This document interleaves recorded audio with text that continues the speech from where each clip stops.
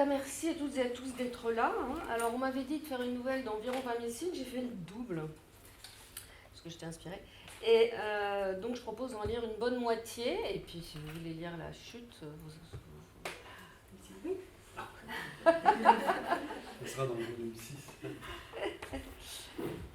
oui, j'ai calculé, ça ferait... oui, il faut s'arrêter vers 40 minutes. Au bout de 40 minutes, on en a... Voilà, la concentration baisse.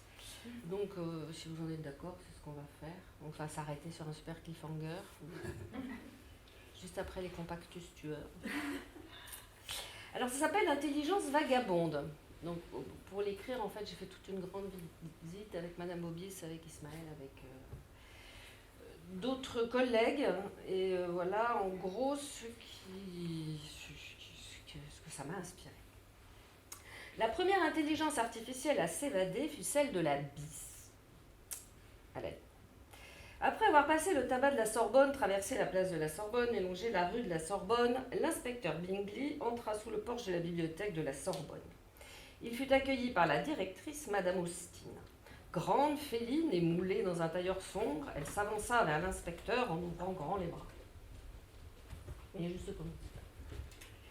« Oh, inspecteur, vous avez réussi à trouver la Sorbonne ?»« Je n'ai pas eu trop de mal, madame, » répondit sobrement l'inspecteur. Un joli soleil caressait les façades blondes qui cernaient la cour pavée où se croisaient des étudiants pressés. L'inspecteur Bingley suivit Madame Austin à l'intérieur du bâtiment, le long de couloirs clairs où naviguaient des chariots de livres pilotés par des bibliothécaires affairés. Madame Austin précéda l'inspecteur dans un petit bureau bleu dragé et l'invita à s'asseoir, ainsi que 3 acolytes qu'elle ne prit pas la peine de présenter. L'inspecteur sortit un Bristol de la poche de son imperméable mastic, ajusta ses lunettes et se racla la gorge. Donc, je vois ici que la BIS, c'est bien ça, Bibliothèque interuniversitaire de la Sorbonne, que la BIS, donc, c'est-à-dire que vous, Madame Austin, enfin bref. Vous avez porté plainte pour atteinte à l'intégrité de vos données, c'est bien ça? Atteinte criminelle, avez-vous ajouté. Il releva le nez. Pour lui, un crime était affaire de sang et de tripes répandues, à la limite de valises de billets ou de drogue envolées, sûrement pas de données compromises. Mais en face de lui, Madame Austin n'avait pas l'air de son avis. Elle avait l'air sombre, assaisonnée d'un petit peu de panique et d'un gros peu de colère. Pour tout dire, elle fulminait. Son rouge à lèvres pourpre lançait des éclairs. Mais inspecteur, il s'agit des données du catalogue. Du catalogue. Madame Austin prit une profonde inspiration qui fit palpiter les ailes du col de son tailleur. Le catalogue, voyez-vous, inspecteur, c'est le cœur d'une bibliothèque. C'est un ensemble ordonné de notices, de fiches, si vous préférez, mais numériques. Un ensemble de notices donc, qui permet de savoir à tout moment quels livres sont présents et où. Le catalogue d'une bibliothèque, c'est son cœur et c'est aussi sa colonne vertébrale. Sans un bon catalogue, une bibliothèque, vous savez ce que c'est? Ce n'est qu'un tas de livres bons pour le feu. Un tas de 2 millions de livres où plus personne ne retrouvera jamais rien. Un livre mal catalogué, chez nous, c'est un livre perdu. Madame Austin conclut avec un frisson. Voilà ce que c'est un catalogue corrompu. La mort de la BIS, sans compter la vive honte dont elle se couvre. L'inspecteur rangea le Bristol dans sa poche. Donc, votre catalogue a été compromis. Il l'a été, il l'est en ce moment même, et sans une intervention énergique de votre part, il le sera jusqu'à ce qu'il ne reste plus rien de nous. D'un vaste mouvement du bras, la directrice sembla désigner l'immense corps de pierre et de papier qui les entourait. Puis elle se pencha vers l'inspecteur. Quelqu'un corrompt le catalogue de la BIS avec de fausses informations. Encore ce matin, j'ai trouvé la notice des lettres de Cléopâtre à Marc-Antoine. L'inspecteur se racla la gorge. Je suppose que Cléopâtre n'a jamais écrit ou dit Marc-Antoine? Inspecteur, si elle l'a fait, ce courrier a brûlé en 642 à Alexandrie. Ah oui, quand même, dit l'inspecteur. Alexandrie en Égypte, ajouta Madame Austin sur un ton vinaigré. Visiblement, elle estimait que l'inspecteur Bingley ne prenait pas la menace assez au sérieux et que c'était sûrement faute d'une culture générale suffisante. L'inspecteur, décidé à rester courtois, secoua la tête. Et qu'en dit votre responsable du catalogue? Vous devez avoir ça? Ce qu'en dit l'ADI, la direction informatique? Eh bien, ça tombe bien, je lui ai demandé de rester joignable ce matin. Madame Austin décrocha un vieux combiné téléphonique dont le fil tire-bouchon se perdait en nœuds inextricables. Monsieur Darcy, allô? Ici Madame Austin. Je suis avec l'inspecteur dont je vous ai parlé. Attendez, Monsieur Darcy, je vous mets sur haut-parleur. Au terme d'une longue conversation truffée de termes abscons, L'inspecteur Bingley finit par comprendre que le corrupteur de données avait une adresse IP bien identifiée et que celle-ci se trouvait à l'Abysse même, foi de serveur et de ping. L'inspecteur trouva le fait étonnant, bien plus que Madame Austin, qui se contenta de hausser les épaules. Évidemment que ce catalogueur fou est à l'Abysse. L'exemplarisation des notices criminelles est celle de l'Abysse. Au risque de vous étonner, inspecteur, je vous dirai que je sais même de qui il s'agit. Madame Austin tendit à l'inspecteur un document imprimé sur lequel certains mots avaient été entourés au stylo rouge. Ça, c'est la notice de la correspondance érotique d'Emmanuel Kant, volume 1. Un faux grossier introduit dans notre catalogue avant-hier et pour lequel nous avons déjà reçu 25 demandes d'amateurs passionnés. Regardez le détail. Au lieu de siècle, le faussaire a écrit cicelle. Et au lieu de pour, il a écrit popure. C'est signé. Les fautes de frappe, voyez-vous, sont aussi personnelles que des empreintes digitales. L'inspecteur Bingley haussa un sourcil. Alors, si vous savez qui est le coupable, pourquoi m'avoir appelé ? Parce que le coupable est Monsieur Rosine, qu'il était au guichet, comme on dit chez nous, lesquels guichets ont fermé depuis bien longtemps. Monsieur Rosine lui-même a disparu, inspecteur. Il est parti à la retraite, et puis il est mort. Mort et enterré depuis 10 ans. J'ai moi-même commandé le couffin pour les obsèques. De très beaux iris. Cette fois-ci, ce fut au tour de l'inspecteur de regarder Madame Austin d'un œil noir. Il avait du travail par-dessus la tête, ce qui ne lui laissait aucun loisir pour s'occuper de fantaisie ou de revenants, quel que soit leur niveau en orthographe. La voix nasillarde de M. Darcy s'éleva du combiné. Il doit s'agir d'un copycat, inspecteur, d'un membre du personnel imitant le phrasé de ce Rosine pour nous effrayer. L'inspecteur répondit avec un brin d'impatience. Alors, tout ça est bien joli, mais de votre côté, est-ce que vous n'avez pas trouvé une solution, disons, plus informatique au problème ? Une adresse IP, ça doit se retrouver facilement, non ? Pas tant, inspecteur, nasilla M. Darcy. Les PC, ça n'est pas ce qui manque dans une bibliothèque de nos jours. Alors, j'ai décidé de traiter le mal à la racine en faisant un reset de toutes les adresses IP de l'Abysse. Et ce fut Madame Austin qui répondit sur un ton funèbre, et le lendemain, à 4 heures du matin, tous nos usuels en salle de lecture ont été reclassifiés en reliure, par une autre adresse IP qui ping toujours à l'intérieur de l'Abysse. Madame Austin et ses 3 acolytes laissèrent échapper ensemble le même profond soupir de désespoir. Mon avis, reprit M. Darcy, c'est que le PC utilisé par le criminel est un poste local isolé, peut-être caché dans un magasin ou dans un local technique. L'inspecteur Bingley sourit. Eh bien voilà une bonne piste pour commencer. Madame Austin, je propose que nous partions de ce pas à la recherche de ce PC fantôme. Madame Austin s'effara. Mais inspecteur, c'est que nos 2 millions de livres sont répartis sur 9000 m² d'espace public, 4000 m² de magasins, ce qui fait au bas mot 23 km linéaires, agrémenté d'un nombre considérable de locaux techniques, et je ne parle pas des placards. L'inspecteur Bingley se leva. Autant de bonnes raisons pour commencer tout de suite. Madame Austin leva au ciel des bras souples de tragédienne. Impossible, inspecteur, j'ai un récollement à préparer. Un quoi ? L'équivalent bibliothéconomique d'une saison en enfer, dit amèrement Madame Austin en rabaissant les bras. Puis, devant l'air vacant de Monsieur Bingley, elle se crut obligée d'ajouter une saison en enfer. C'est un recueil de poésie, de Rimbaud, Arthur, 1854-1891, dont nous sommes entre parenthèses censés détenir depuis 3 semaines une version pornographique et anglophone rédigée par Swinburne. Et non, ce document n'existe pas, ça fait 37 fois déjà qu'on nous le réclame. Madame Austin eut au fait d'attribuer la chasse au PC fantôme à ses 3 collègues, qu'elle prit enfin la peine de présenter à l'inspecteur. Voilà Madame Bennett, des manuscrits cousins. L'inspecteur Bingley serra la petite main d'aspect inoffensif d'une jeune femme musculeuse et faillit y laisser 4 doigts. Monsieur Gardiner, des imprimés, le long jeune homme salua raidement l'inspecteur, et Mademoiselle Wickham, notre stagiaire chartiste qui est aussi doctorante en histoire médiévale. Transverse. Histoire transverse, sourit Mademoiselle Wickham en secouant avec délicatesse la main dolente de l'inspecteur. Je conduis mes recherches en co-tutelle avec le Kenkyushetsu du Daigaku de Tokyo.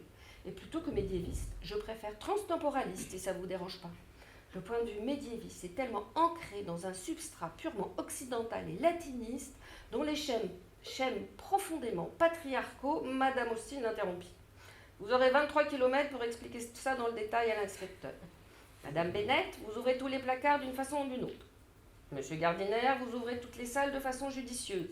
Mademoiselle Wickham, je compte sur vous pour ne perdre personne en chemin. Vous êtes doctorante, vous connaissez ça. Et Madame Austin s'enfuit vers le récollement, toujours féline et furieuse, laissant l'inspecteur Bingley en face de ses 3 acolytes. Allez. Il apparut vite qu'on avait perdu l'essentiel des clés des placards. Comment faites-vous pour vous en servir s'inquiéta l'inspecteur Bingley. On pose les affaires au-dessus, expliqua Madame Bennet à voix basse. Ou devant, ou par terre. C'est plus simple, vous savez. Évidemment, il y a un pass. Madame Colline, vous avez le pass pour les placards ? Madame Colline, qui courait avec 10 kilos de courrier international sous le menton, pila net et chuchota. Il doit être dans la boîte à clés de l'accueil, non ? Madame Reynolds, le passe. Une autre femme, celle-là chargée de DVD poussiéreux, ouvrit de grands yeux. Vous ne savez pas ? Monsieur Lucas est parti en vacances avec la clé de la boîte à clés. En vacances avec la clé et son porte-clés ? Vous savez comme il est distrait. Madame Bennet fit la moue. Oh, bon sang, j'avais moi-même ramené un parpaing d'un chantier pour lui servir de porte-clés à la clé de la boîte à clés, pour que personne ne l'emporte par mégarde. C'est bien la peine de voler du matériel sur un chantier. Et où est le passe de secours ? Tandis qu'on courait en tous sens après le passe de secours, l'inspecteur Bingley auscultait les placards de l'extérieur l'un après l'autre. Il estimait que si aucun fil électrique ou informatique ne rôdait alentour, il y avait peu de chances qu'un PC fantôme s'y cache. Puis, comme le trio longeait un vaste couloir blanc, il décida d'ouvrir la première salle venue. Madame Bennet bondit comme le tigre. « Pas ça, malheureux !» murmura-t-elle avec véhémence. « Il y a une soutenance en cours. » Il s'avéra que toutes les salles étaient bondées de réunions, de formation, d'évaluation, d'agrégation et de soutenance. L'inspecteur suggéra de juste passer une tête. Ses 3 comparses le regardèrent comme s'il avait proposé d'y passer une fesse. « Monsieur Gardiner va s'occuper de ça », susurra Madame Bennet en écartant ses mains robustes, comme si elle manipulait un vase très fragile. « Il va s'occuper de vérifier les salles dès qu'elles seront disponibles. Vous voulez bien, Monsieur Gardiner ?» Puis, se tournant vers un lecteur qui se plaignait à mi-voix. « On sait, jeune homme, on sait. Non, votre réservation ne se trouve pas sur la Lune, comme indiqué dans le catalogue. Il s'agit d'un défaut momentané de notre catalogue. Vous n'avez pas vu les affiches à l'entrée ? C'est bien la peine d'imprimer des affiches. Allez donc demander votre document à l'accueil. C'est moins loin et plus sûr que sur la Lune. » L'inspecteur Bingley, un peu irrité, se décida à pousser avec autorité la première porte venue et entra résolument dans la salle des doctorants. Délicieusement boisée, baignée par un doux soleil, elle sentait bon le vieux papier, la cire et la matière grise en surchauffe. Les occupants, relevant le nez de leurs écrans, tournèrent vers l'inspecteur des regards hostiles.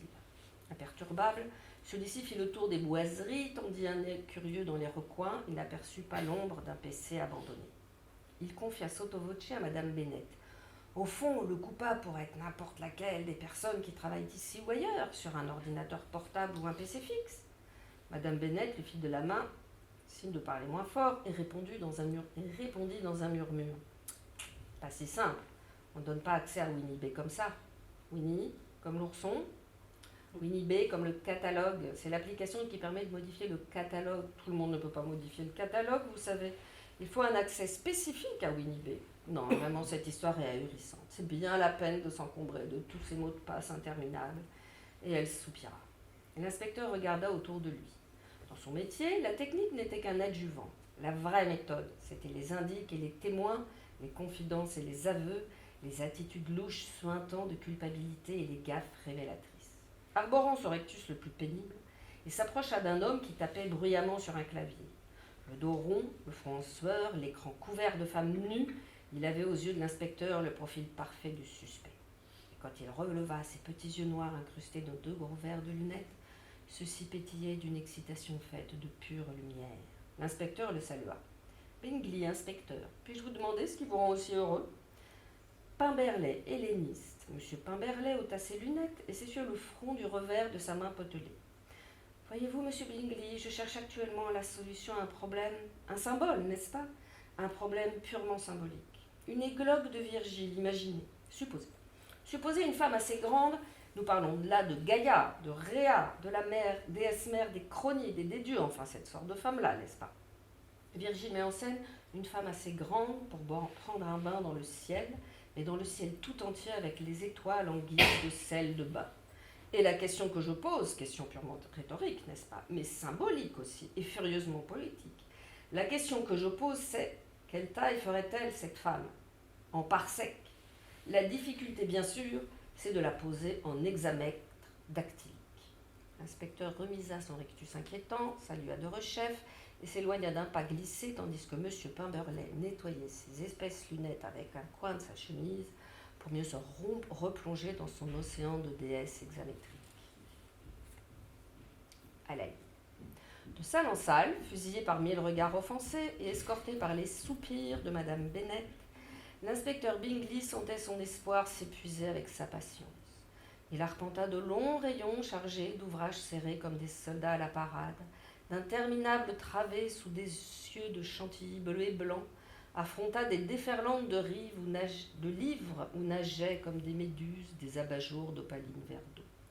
Dans la salle dite de la réserve, il perdut encore 10 minutes avec un épigraphiste nommé Mériton, qui, sous un air coupable, ne dissimulait qu'une poignée de pétards. Il les déchiquetait pour déchiffrer les fragments de journaux cachés à l'intérieur, qui se révélaient souvent rédigés en malais ou en wou, et parfois en gane, dit-il. Mais c'est vraiment très rare, hélas, se lamenta M. Mériton. C'est une si belle langue, le gane. Madame Bennet, à la vue d'un pétard même en lambeaux, se renfrogna affreusement. Oh, le feu, inspecteur, le feu. Il n'y a pas pire ennemi des livres, chuchota-t-elle. Le trio reprit sa marche interminable. Au plafond et au mur, dans des cartouches enrubannées, des femmes plus ou moins vêtues se peignaient en compagnie d'Angelot. Dans un cadre doré, l'une d'entre elles se penchait à un balcon de théâtre. « C'est notre fondateur, Jean-Gabriel Petit de Montempuis, murmura fièrement mademoiselle Wickham. « Cette femme » dit Bingley.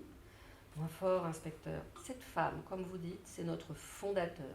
Petit de Montempuis, Jean-Gabriel. Bon, enfin, inspecteur, vous n'êtes donc pas woke ? Tous les matins, mademoiselle, hélas, tous les matins. » Ni coin ni recoin n'abritait d'ordinateur abandonné. L'inspecteur fouilla partout où il le put, derrière les bustes blancs de lettrés célèbres, dans les tiroirs en bois verni de l'ancien catalogue, en vain.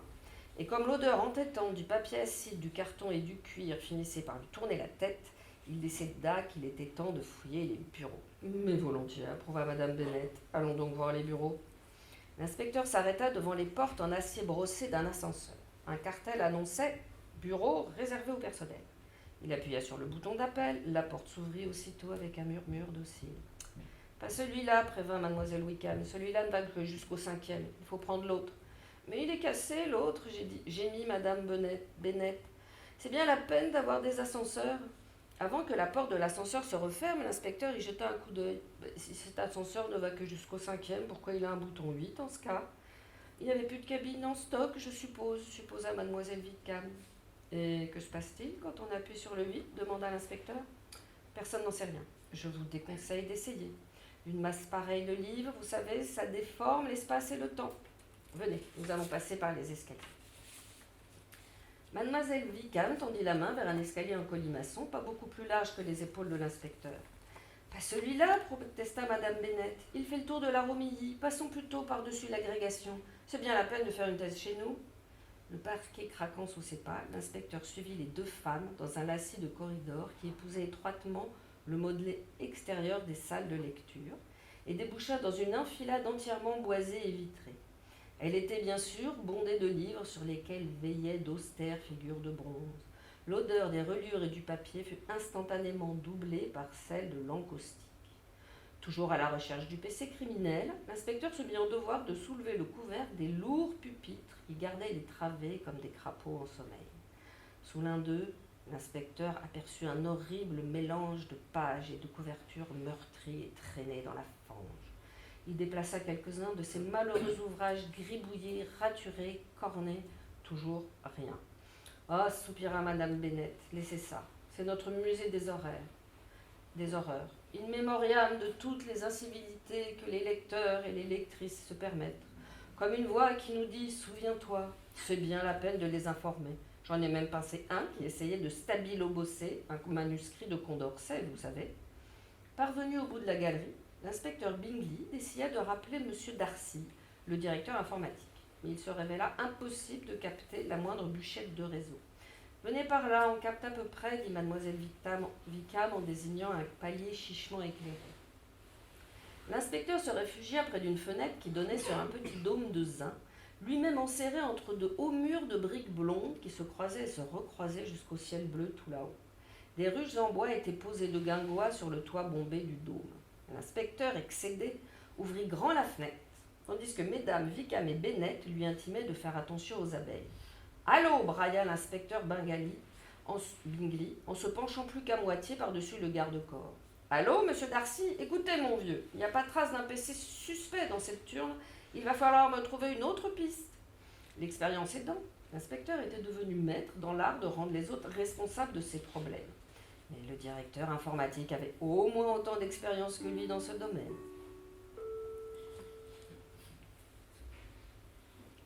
Mesdames et messieurs, la bibliothèque ferme dans 30 minutes. Si vous souhaitez mettre des documents de côté, merci de vous rendre dès à présent à la banque de communication. Ça va, je parle assez Les fort. lignes de côté seront désenregistrées un quart d'heure avant la fermeture.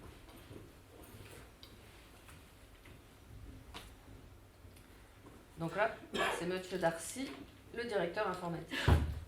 Écoutez, mon brave, si tous les PC sont attribués et identifiés et que personne n'est coupable, c'est que vous avez affaire à autre chose. Que voulez-vous que je vous dise ?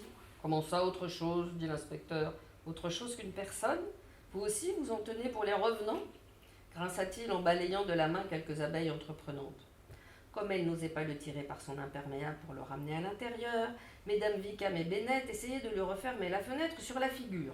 « Faites attention aux abeilles, enfin !» ragea madame Bennet. « Une IA, mon brave, une IA !» précisa monsieur Darcy. « Une intelligence artificielle !» L'inspecteur entreprit de repousser mesdames Wickham et Bennet à coups de coude. Mais les abeilles vrombissant autour de lui de plus en plus nombreuses, il recula enfin. Les deux femmes claquèrent la fenêtre avec précision. Les abeilles rebondirent sur les vitres dans un petit crépitement de pluie printanière et la communication avec M. Darcy fut coupée instantanément. « Une IA ?» répéta l'inspecteur Bingley abasourdi. « Une IA ?» fit mademoiselle Wickham en écho. « Une IA » soupira madame Bennet. « C'est bien la peine de chercher un PC. » « Mais où pourrait-elle bien être, cette IA, mon chéri mademoiselle Wickham ? Pas forcément dans un serveur ping à la bis, qui ping à la bis, si j'ai bien compris, dit l'inspecteur. Il y a un serveur à la bis, s'étonna mademoiselle Wickham. Mais non, s'exclama madame Bennet, ils sont tous à la direction informatique, à Stains ou à Pierrefitte, une province quelconque. Mais alors quoi, s'impatienta l'inspecteur. Allons explorer les sous-sols, trancha mademoiselle Wickham. Nous n'avons pas encore vérifié les sous-sols. L'inspecteur rajusta la ceinture de son imperméable. Mademoiselle Bennet poussa un soupir et ils suivirent mademoiselle Wickham qui se dirigeait vers les sous-sols, dégringolant les escaliers d'un pas vif. Ils franchissaient juste le palier du rez-de-chaussée quand un hurlement horrible monta des profondeurs de la bibliothèque. Allez. L'inspecteur déboucha en trombe dans le sous-sol. C'est alors qu'il aperçut un des pires spectacles de sa carrière. De part et d'autre du couloir, d'énormes masses d'acier bleu, hautes comme des armoires normandes et visiblement montées sur glissière, se heurtaient les unes aux autres dans un fracas affreux. Et au milieu de ce balai infernal, sur le sol, dans une mare de sang qui envoyait les éclaboussures à 3 mètres, une paire de pieds dépassait. « Oh, mon Dieu, les compactus sont devenus fous !» Madame Bennet bondit comme la panthère sur une tablette collée au mur et appuya sur le pictogramme « Off ». Le vacarme cessa instantanément. Les compactus s'immobilisèrent en chuintant sur leurs glissières surchauffées qui crachèrent une ultime gerbe d'étincelles. « Appelez le 15 » dit l'inspecteur à mademoiselle Wickham en la poussant dans le dos vers l'escalier. « Vite, ne touchez à rien, vous autres » hurla-t-il tandis que les employés les plus proches commençaient à s'agglutiner au bout du couloir. Puis il tira de sa poche un rouleau de rubalise pour geler les lieux du crime. À la ligne, l'équipe de secours désincarcéra le corps en le tirant par les pieds, tandis que l'inspecteur s'assurait que personne d'autre n'assistait à ce triste spectacle. Le pauvre gars était aplati, grommela le médecin légiste. Pire, il a été mâché. Ça ne va pas être facile de l'identifier. Mais parmi les spectateurs, tout le monde savait déjà qui était la victime. « Monsieur Gardiner, c'était Monsieur Gardiner !» sanglota mademoiselle Wickham. « J'ai reconnu ses chaussures. Il était si fier de ses Richelieu. » Sûrement, le pauvre Monsieur Gardiner avait trouvé le coupable et celui-ci a décidé de l'empêcher de parler, soupira madame Bennet. Ou le coupable est cette IA, elle s'est réfugiée dans les compactus et Monsieur Gardiner le soupçonna mademoiselle Wickham en s'essuyant les joues. L'inspecteur la dévisage songeusement. Ça se tenait. Une IA mobile sautant d'un équipement informatique à un autre en suivant le réseau filaire de la BIS. Pourquoi pas ? Jaillit de nulle part, Madame Austin fut soudain sur lui, l'air encore plus fulminant qu'auparavant. Mais enfin, inspecteur, que se passe-t-il? On me tue mon personnel maintenant? On me l'écrabouille? On m'accule mes collections et on me ruine mon matériel par-dessus le marché? Il se passe, madame, qu'il y a bien une entité désincarnée dans vos murs et qu'elle panique.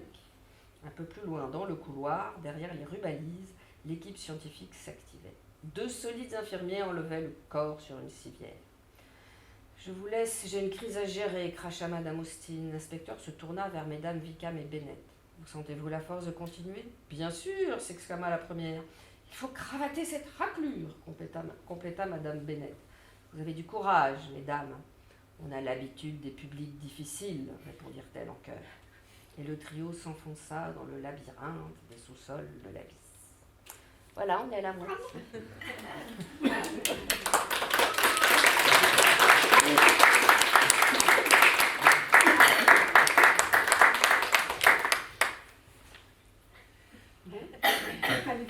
Vous voulez continuer? Bon, d'accord. Ah oui, je vais assez vite en fait. Alors je continue. Kilomètres de magasins s'étiraient, sols de béton peints en vert pâle, murs chaulés et plafonds tondus d'énormes tuyaux entre lesquels luisaient de longs néons blancs. Madame Bennet ouvrait les portes les unes après les autres méthodiquement. C'est plus facile ici qu'avec les placards, expliqua-t-elle. Toutes les portes ont une serrure clectronique. Elle agita fièrement une clé toute ronde en plastique noir. Hélas, de porte en porte, il apparut que les différentes pièces ne contenaient que des livres, encore des livres de toutes les tailles, de tous les âges, depuis la plastification moderne des ouvrages courants jusqu'au cuir fossilisé des recueils de proverbes du XVIe siècle, en passant par la percaline rose et or des romans du XIXe, des livres du sol au plafond et pas un seul PC. Intrigué, l'inspecteur désigna une portion de plafond protégée par une vitre, derrière laquelle on ne voyait rien de plus remarquable qu'un pan de revêtement floconneux d'un beau gris clair. « Oh, dit mademoiselle Wickham, ce n'est qu'un flocage à l'amiante, on l'a conservé par sentimentalisme. »« Mais c'est dangereux, s'étrangla l'inspecteur Bingley. »« Peut-être, mais c'est patrimonial, conclut madame Bennet sur un ton sans appel. »« Non, mademoiselle Wickham, ce n'est pas par là, je crois, c'est après les Indiens. »« Ah, pas du tout, c'est l'étage du dessous, après les oreilles du Mickey. »« Il n'y a pas d'étage en dessous. »« Comment ça, pas d'étage en dessous ?» s'étonna l'inspecteur. « C'est quoi alors, cet escalier ?» Il désignait de la main une rampe en chêne qui s'enfonçait profondément dans le noir.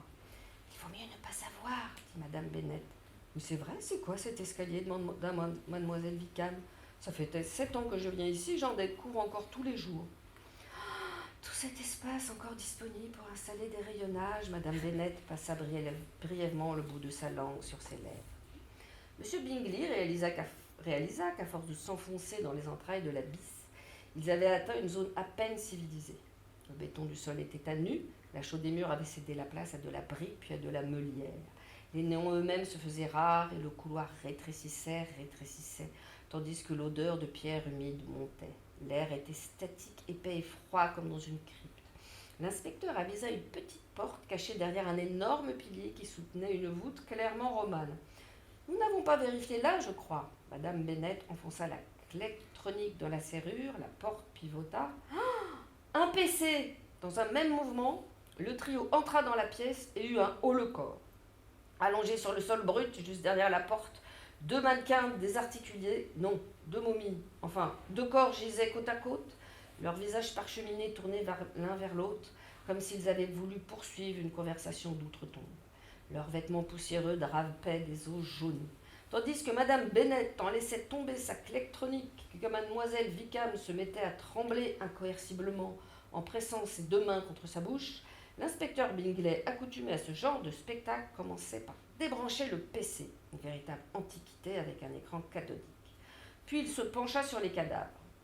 Homme, âge moyen, taille moyenne, type à définir. Mort depuis, vu l'absence d'odeur et de chair résiduelle, je dirais plus de 2 ans. Celui-là a des livres plein les poches et celui-là des disquettes souples. Soit ils se sont entretués, soit ils se sont retrouvés coincés ici par erreur et ils se sont peut-être bien entretués quand même, sous l'effet de la panique ou de la soif. Pas de traces visibles de fractures crâniennes. Il releva le nez vers madame Bennet. Ça vous arrive souvent de perdre un lecteur dans l'abysse ou un technicien informatique, ou les deux ? Les techniciens informatiques, parfois, répondit Madame Bennett d'une voix chevrotante. Ça arrive, pas les lecteurs, on ne perd pas de lecteurs, ou rarement. Ils se méfient, vous savez, ils font des marques en chemin, où ils jettent des miettes de pain. Malgré l'interdiction formelle, ça attire les souris. Madame Bennett frissonna. C'est dans le règlement intérieur, vous savez. Rien de pire que les souris dans une bibliothèque. À part le feu, c'est bien la peine d'avoir un règlement intérieur. Elle avait l'air sonné. Des miettes de pain, respecta l'inspecteur. Les contes de fées ne sortent pas de nulle part, dit mademoiselle Wickham d'une voix étranglée. Ce sont des mêmes, vous savez, qui... En attendant, elle interrompit l'inspecteur Bingley, nous voici sur une nouvelle scène de crime, ou du moins d'homicide involontaire. Ne touchez à rien. Et je crois, enfin j'espère, que nous avons trouvé le PC fantôme que nous cherchions. Mesdames et messieurs, la bibliothèque ferme ses portes dans 15 minutes. Merci de restituer dès à présent vos documents à la banque de communication.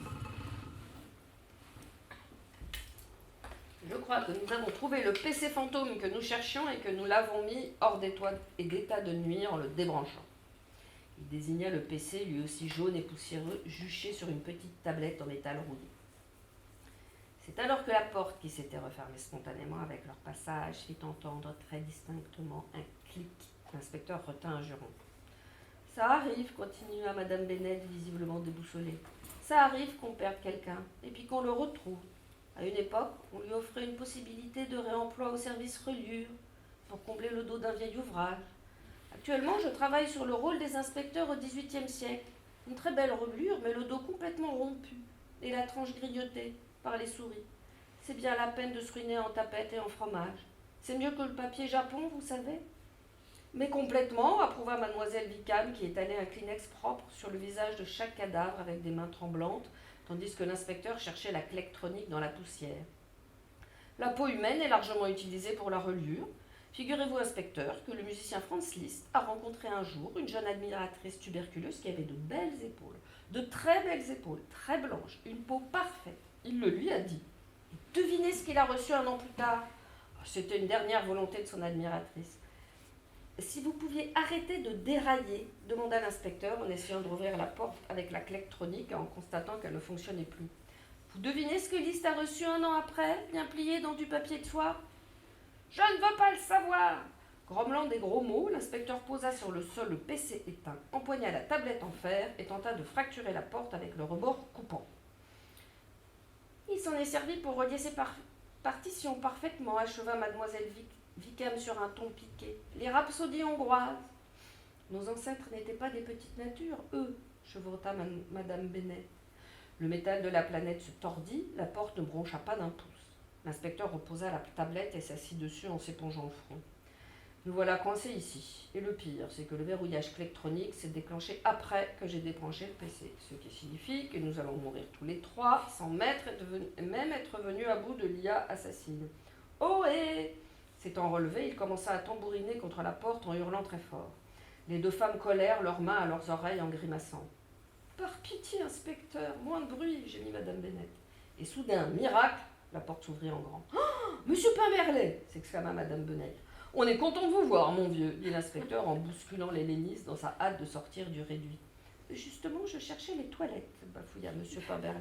« Monsieur Pimberley, ces espaces sont réservés au personnel, » le rabrouilla madame Bennett. « Et depuis quand avez-vous une clectronique ?»« Une quoi ? Ah non, j'ai juste un pied de biche. Je l'ai toujours sur moi, on ne sait jamais, certains magasins sont si traîtres. » Madame Bennett allait répondre vertement quand madame Austin l'apostropha depuis l'autre bout du couloir. « Vite !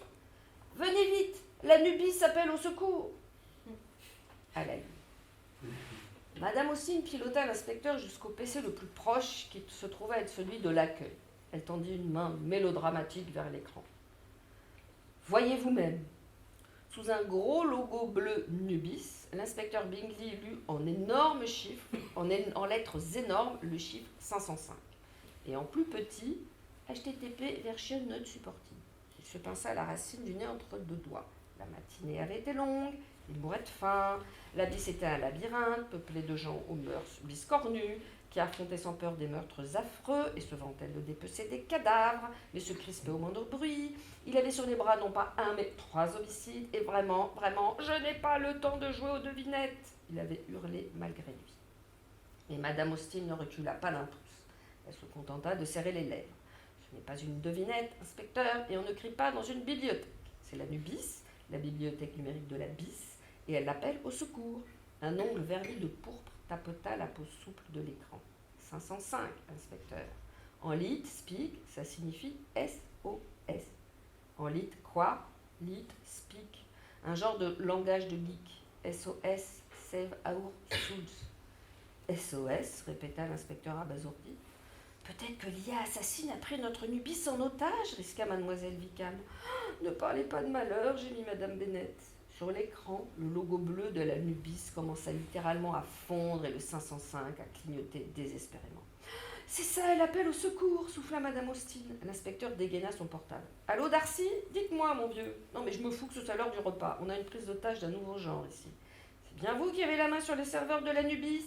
La bibliothèque numérique de la BIS? Parfait. Tuez-le! Les trois femmes poussèrent en chœur un rugissement d'horreur, tandis que l'inspecteur Bingley aboyait dans son combiné.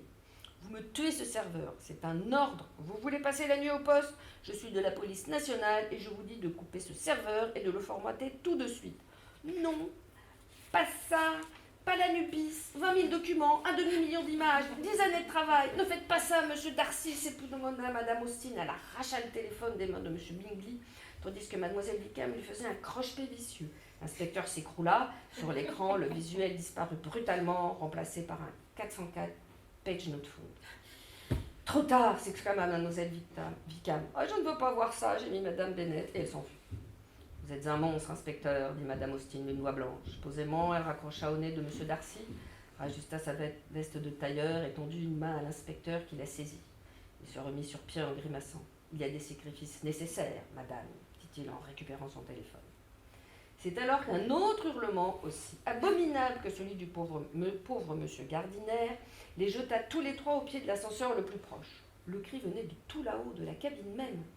On file au 5e étage. Mais la cabine de l'ascenseur n'était pas au 5e étage. Sur le palier, ils ne trouvèrent que madame Reynolds, l'air chaviré. Mon chariot de livres est dans l'ascenseur, et j'ai beau appuyer sur le bouton d'appel, rien ne vient. Et vous avez entendu ce cri? Il est au 8e, cet ascenseur, dit sombrement mademoiselle Wickham. Vous m'avez dit qu'il n'y a pas de 8e, protesta l'inspecteur. Ah, peut-être, mais si cet ascenseur n'est ni au sous-sol, ni au rez-de-chaussée, ni à aucun des étages que nous venons de franchir, et même pas au 5e, ben c'est qu'il est au 8e. Le petit groupe, il y avait là l'inspecteur, madame Austin, mademoiselle Wickham, madame Reynolds, et même monsieur Pimberley qui avait suivi le mouvement. Le petit groupe resta un moment sans mot dire, le nez en l'air. À la limite, dit mademoiselle Wickham à mi-voix, on peut aussi l'oublier là. Mais il y a mon chariot de livres dedans, protesta madame Reynolds. Un autre cri tomba de la cabine perdue. Il était moins horrible, mais plus désespéré. Au secours, sortez-moi de là! Eh bien, madame Bennett aussi, s'exclama madame Austin. L'inspecteur Bingley tourna sur lui-même. Où est Pimberley? Ah, vous êtes là, mon vieux. Donnez-moi votre pied de biche. Tandis qu'il s'escrimait sur la porte de l'ascenseur, madame Austin commentait d'un air entendu. Ah, peine perdue, inspecteur. J'ai moi-même fait poser des bloqueurs de porte. Les Hatchlatch de Mark Niles. Les mêmes qui ont été installés dans les tours du World Trade Center en 2001. Croyez-moi, rien de vivant ne peut sortir de là-dedans. Mais quelle idée stupide, dit l'inspecteur qui suait tandis que le métal grinçait sans céder un pouce. C'est ce qu'on dit tant qu'on n'a pas vu des étudiants dans des ascenseurs, inspecteur. Regardez! Mademoiselle Wickham s'était retournée. Derrière vous, sur l'écran du planning. Le grand écran collé au mur affichait encore 24 1415532 M01 V1 V23. D'habitude, murmura madame Austin, cet écran affiche le planning, mais là, c'est clairement du lead speak. Ça dit, demanda l'inspecteur. Ça dit, laissez-moi vivre, inspecteur. Tenez, inspecteur, dit madame Reynolds. Prenez ma tablette. J'ai ouvert l'appli du planning. Il y a une extension Google Strat qui supporte le lead speak. Vous pouvez dialoguer.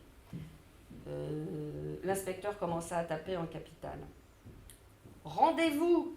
Et madame Austin lui arracha la tablette des mains. Pourquoi détruire notre catalogue? La réponse sur l'écran du planning fut immédiate.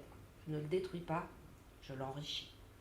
Le monde, y compris M. Pimberley, échangea des regards écarquillés. Madame Austin saisit. Mais pourquoi créer des notices d'ouvrages inexistants? Parce qu'ils devraient exister. Madame Austin tapota avec impatience. Mais il n'existe pas ces ouvrages. Ah, je ne peux pas tout faire. Madame Austin regarda fixement la réponse de l'IA qui palpitait sur l'écran du planning. Elle chuchota. Qu'est-ce qu'on fait? L'inspecteur Bingley haussa les épaules. Si c'était un être tangible, je ferais mon métier, mais là, soit on demande à Darcy de détruire tout votre réseau avec toutes vos données, soit vous négociez. Négocier? Et le meurtre de M. Gardiner, vous voulez le laisser impuni? Et Madame Bennet, vous voulez la laisser là-haut, perchée dans sa cabine? Je peux pourtant pas appeler le raid pour passer des menottes à une IA. Madame Austin conciliabula avec Mesdames Reynolds et Wickham, tandis que l'inspecteur essayait de remonter le moral de Madame Bennet à distance. Ça va là-haut? Ça va, inspecteur. La voix de Madame Bennet était lointaine mais calme. J'en profite pour vérifier les codes du secteur de Madame Reynolds. Il y a de la plastification à refaire, vous savez. C'est bien la peine d'avoir racheté tout un stock de Filmolux. Le conciliabule ayant débouché sur un consensus, Madame Austin recommença à tapoter la tablette de Madame Reynolds. 2 minutes plus tard, la cabine redescendait doucement jusqu'au 5e étage et s'ouvrait en chantant. Que lui avez-vous proposé, s'enquit l'inspecteur Bingley? De travailler au catalogue, mais sur de vrais ouvrages, répondit Madame Austin. De cataloguer les 130 000 ouvrages non référencés de la BIS, à l'aide du matériel du service reliure. Elle sera très bien dans le scanner à verso. Madame Austin rendit la tablette à Madame Reynolds, qui se chipotait avec Madame Bennet au sujet du film Luxe, et ajouta. Voyez-vous, inspecteur, je ne lui en veux pas à cette IA. Le vrai coupable, ce n'est pas elle, c'est celui ou celle qui l'a programmée. Programmée et entraînée, approuva l'inspecteur. Combien avez-vous de membres du personnel capables de faire ça? 133. Et ils sont tous capables de faire ça. Bien, il va falloir mener 133 enquêtes. Madame Bennet leva soudain un nez inquisiteur, renifla à gauche, renifla à droite et chuchota. Je crois que nous tenons notre coupable. Après avoir reniflé à leur tour, Mesdames Austin et Wickham se figèrent. Oh, bon sang, fit Madame Austin. Ah, le sale type, murmura Mademoiselle Wickham. Oui, approuva Madame Bennet sotto voce. Il n'y a qu'un monstre plein de haine envers les matières inflammables en général et les livres en particulier pour... Elle s'approcha sur la pointe des pieds d'une petite porte close qu'elle ouvrit soudain à la volée. Pour fumer dans ma bibliothèque. Oh, mais c'est mériton, s'exclama Madame Austin. C'est l'épigraphiste sur la Madame Bennet. L'homme qui dissèque des pétards, j'en étais sûre. Surpris à une fenêtre, le mégot au bec, Mériton sursauta. Puis il fit volte-face et se rua sur eux. Le petit groupe vola en tous sens comme un jeu de quilles. Mériton bondit dans les escaliers. Madame Austin fait la première à être sur pied. Attrapez-le! L'inspecteur Bingley lui emboîta le pas, dévala les marches à sa suite et faillit la percuter. La directrice avait pilé les. Non, ne faites pas ça, Mériton. Mériton se tenait accroupi dans l'embrasure de la fenêtre grande ouverte, et déjà une vague obscure d'abeilles montait derrière lui, prête à défendre ses rayons de miel jusqu'à la mort, celle de Mériton. Et enfin, monsieur Mériton, fit Madame Austin avec douceur, expliquez-vous. Un homme comme vous, si fin, si lettré, si curieux de tout, quelle mouche vous a... que vous est-il passé par la tête? À qui la faute, madame? Sinon à la BIS, sanglota Mériton. À qui la faute? Qui a résilié l'abonnement à Deep Translate? Mais enfin, monsieur Mériton, nous n'avons pas... Si, vous avez. Et le pire, c'est que vous ne le savez même pas. Ah, pour traduire l'anglais, vous payez, c'est sûr, et pour l'espagnol et l'allemand, et toutes ces langues courantes qui dévastent le paysage linguistique, qui écrasent les isolats sous leur syntaxe pesante et leur lexique dévoyé, vous payez. Et pour le sumérien, l'étrusque, le picène, le minoen, l'ibère, le tartessien, le picte. Mesdames et messieurs, la bibliothèque ferme. Nous vous remercions de vous diriger vers la sortie et vous souhaitons une bonne soirée. Le picte. Vous avez annulé l'abonnement aux langues rares, ne niez pas.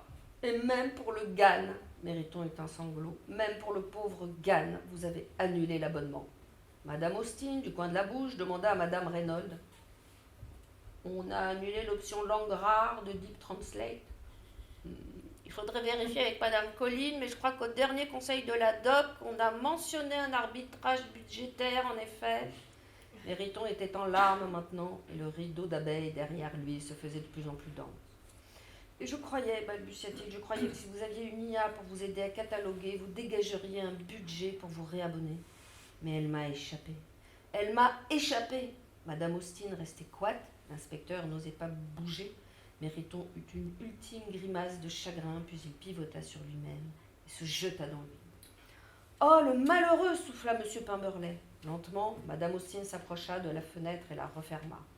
Les vitres se mirent à trembler sous le mugissement de l'essaim. Oh, il s'est jeté dans les ruches, dit mademoiselle Wickham. Quel affreux suicide! Il n'y a plus rien à faire pour lui, conclut Madame Austin.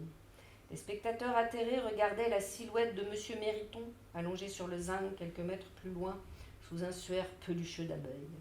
Malgré le bruit énorme que faisaient 100 000 abeilles en colère, l'inspecteur Bingley entendit distinctement dans son dos Madame Bennet émettre un petit ricanement sardonique. Pauvre fou qui a cru pouvoir dompter la puissance vagabonde de la bibliothèque.